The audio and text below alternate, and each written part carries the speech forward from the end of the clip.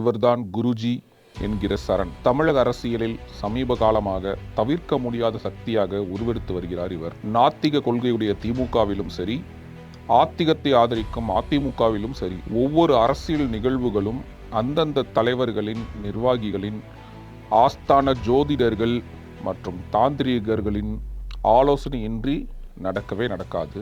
ஜோதிடம் என்பது பலருக்கு தெரியும், மாந்திரிகம் என்பதும் தெரியும், பிளாக் மேஜிக் என்பார்கள். அது என்ன தாந்திரிகம் அப்படி என்றால், ஜோதிடத்துக்கு அடுத்தபடியாக, ஜோதிடத்தை காட்டிலும் மேம்பட்டதாக இந்த தாந்திரிகம் இருப்பதாக சொல்கிறார்கள். அரசியல்வாதிகள், அதிகாரிகளின் இந்த தாந்திரிக ஜோதிட நம்பிக்கையை பயன்படுத்தி கொண்ட இந்த குருஜி என்கிற சரண் அந்த வழியிலேயே பயணிக்க தொடங்கினார். இவரது குடும்பமே, அதாவது பாரம்பரியமாக இவரது குடும்பமே புகழ்பெற்ற தாந்திரிக குடும்பம்தான். திண்டுக்கல் மாவட்டம் பழனியை பூர்வீகமாக கொண்டிருப்பவர் தான் இந்த குருஜி என்கிற சரண். ஜெயலலிதா உயிரோடு இருக்கும் பொழுது கிட்டத்தட்ட 10 வருடங்களுக்கு மேல் ஜெயலலிதாவுக்கு தாந்திரிகம் பார்த்தவர் தான் இந்த குருஜி என்கிற சரண். 2021 சட்டமன்ற தேர்தலுக்கு முன்பாக திமுக தான் ஆட்சி அரியணையில் அமர்வோமா, அதற்கான வாய்ப்பு இருக்கிறதா என்பதை இந்த குருஜி என்கிற சரண் மூலம்தான் நேரடியாக சென்று தாந்திரிகம் பார்த்து, அது தெரிந்த பிறகுதான் திமுக மிக தைரியமாக சட்டமன்ற தேர்தலை எதிர்கொண்டது. இவருக்கு அரசியல் தொடர்பு மட்டுமின்றி அதிகாரிகளின் தொடர்பும் எக்கச்சக்கமாக உள்ளது. திமுகவில் ஸ்டாலின் தொடங்கி பல நிர்வாகிகள், அதிமுகவில் எடப்பாடி தொடங்கி பல நிர்வாகிகள், பாஜக, காங்கிரஸ், இந்த மாதிரி பல்வேறு கட்சிகளை சேர்ந்த நபர்கள் இவருடன் தொடர்பில் உள்ளனர். அவர்களுக்காக இவர் தொடர்ந்து தாந்திரிகம் பார்த்தும் வருகிறார். அந்த வகையில் ஒரு நபர் மூலம் அறிமுகமானார் சீமான். சீமானுக்கும் இவர்தான் தாந்திரிகம் பார்த்து சொல்வதாக தகவல் வெளியாகி இருக்கிறது. இந்த சூழ்நிலையில் சீமானுக்கு மிக நெருக்கமாக அறியப்படும் வனிதா IPS அவருக்கு தாம்பரம் கமிஷனர் பதவியை பெற்றுக் கொடுக்க வேண்டும் என்ற கோரிக்கையை சீமான் குருஜி என்கிற சரணிடம் வைக்கும் ஆடியோ ஒன்று தற்போது லீக் ஆகியிருக்கிறது.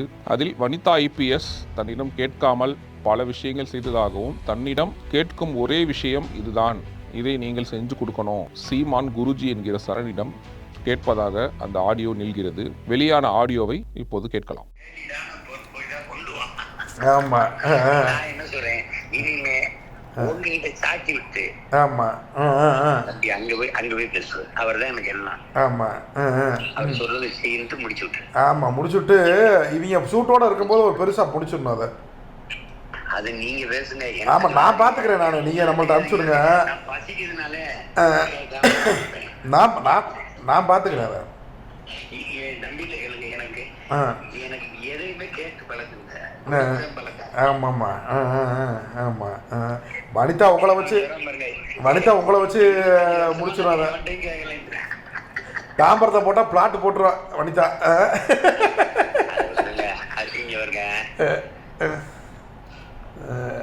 உங்களுக்கு தெரியும், அம்மா நம்ம குடும்பம் பாருங்க, யாரோ ஒருத்தன் இருக்க போறேன்.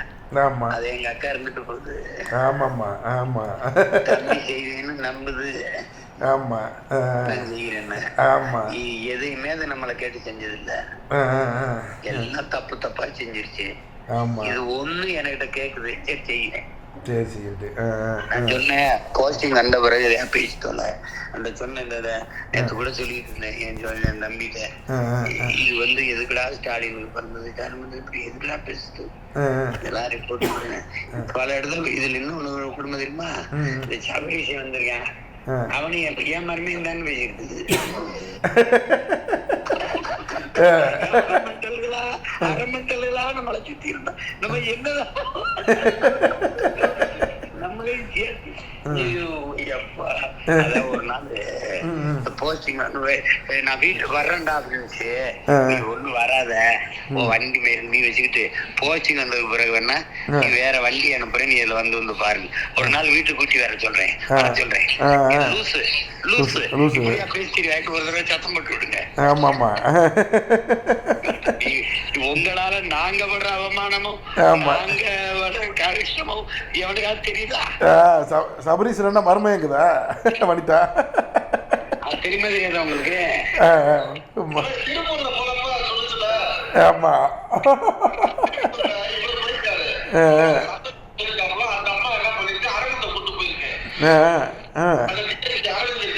ஆமா ஆமா திருட்டு போய தெரியும் தெரியும் தெரியும். என்ன சொன்னா, நீ ரெக்கமெண்ட் பண்ணா அவன் எப்படி போடுவான், அவன் ரிப்போர்ட் போட்டிருக்கான்னு. நான் ரெக்கமெண்ட் பண்ணா எந்த ரிப்போர்ட்டும் எடுபடாதுன்ட்டேன். இல்லைன்னா காலையில மொத்தமும் காலி ஆயிடும், அடிச்சு துவச்சு விட்டுருவேன், போட்டாகணும்ட்டேன். யாரு சொல்லுதா வனிதா ரிப்போர்ட் போட்டிருக்கான்ட்டு? இல்ல என் தம்பி சொன்னான், எப்படி உடைப்பான்னு. இல்லடா நான் பாத்துக்கிறேன்டா. ஆமா ஆமா அந்த ரிப்போர்ட், ஆமா ஆமா திருப்பூர்ல ரிப்போர்ட்டு, அரவிந்த் போட்ட ரிப்போர்ட்டு. ஆமா அதே ஒரு பெரிய திட்டு போய். அது ஒண்ணும் இல்ல, அத நான் சொல்லிட்டேன். இவன்ட்ட சொன்னேன், சொன்னான் நான் பாத்துக்கிறேன் பாத்துக்கிறேன். அதனால நம்ம உட்காந்து பார்த்துட்டு கடற்கரை முடிச்சு விட்ருவோம் 2-3 வேலையும். வரைக்கும் அச்சீவ் பண்ணுவோம். தம்பி ரோஹித்தை மாத்தாம பாத்துக்கிறேன். ஆமா பாத்துருங்க. ரோஹித்தை மாத்துறதுக்கு எதுவும் தெரியல அப்படின்னு ஒரு பிட்ட போடுறேன். ஆமா அவன் என்ன யோசிப்பான்ல, இவனுக்கு என்னென்ன தெரியுது தம்பி, ஒட்டுமொத்த கவர்மெண்ட் நான் தான், கவனமா பண்ணு, ரோஹித்தை தூக்காத, தூக்குனா எங்க வைப்ப சொல்லு கேட்டுறேன். நீங்க சொன்னீங்கன்னா நான் கேட்கிறேன். அதை நிப்பாட்டியாச்சு தூக்குறத, அவ்வளோ பேசிட்டேன்.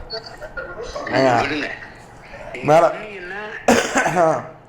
இல்ல, நீங்க உங்ககிட்ட கூட்டிட்டு வரும்போது நீங்க ஒரு வார்த்தை. ஆமா நான் பேசிடுறேன். தம்பி தேவையில்லாத சேட்டை பண்ணாதீங்க தம்பி. ஆமா ஆமா அதிகாரங்கிறது மேலும் கீழும் தான். ஆமாமா இல்ல 3 மாசம் பூரா ரைடு ஆரம்பிக்க போறாங்க. நாங்க எப்ப மேலும் யாருக்கும் தெரியாது. ஆமா ஆமா நீங்க எடப்பாடி வருவேன் அதே வருவேன்னு நினைக்கிறேன். நாங்க தான் வருவோம்.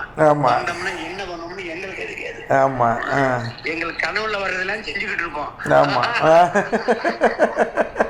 நாங்க ஒரு காட்டு மிராண்டி கூட்டம், எங்களை வந்து கட்டுப்படுத்த எவனால. ஆமா ஏற்கனவே அடுத்த டிஜி ஆறதுக்கு நம்மளை பயன்படுத்திட்டாப்ல. தம்பி ஆளுநர் மாளிகைக்கு முன்னாடி ஒரு கதவு இருக்குல்ல, அதுல விடிய காலம் வரைக்கும் சுவரை கட்டி பூட்டை போட்டு உள்ளே போட்டு கூட்டிட்டு போயிருங்க. ஜூனியர் விடல பயந்துட்டான். போடாவனே ஒரு பிச்சைக்கார பைத்தியக்கார பாருங்க, பேச்சு வரும் பாருங்க ஒவ்வொரு நாள். ஆமா போட்டு இதுல அடுத்த வந்துடணும், டடக்குன்னு ஆட்சிக்கு வந்துடணும். நீங்க வாங்க, நான் வந்துடுறேன். வந்துடும் வந்துட்டு நான் போய் சந்திச்சு. ஆமா இது மட்டுமின்றி இவர் தொடர்பான இந்த குருஜி என்கிற சரண் தொடர்பான மேலும் பல ஆடியோக்கள் நம்மிடம் பிரத்யேகமாக கிடைத்திருக்கிறது. அதனை நேரம் வரும் பொழுது நாம் வெளியிடுவோம்.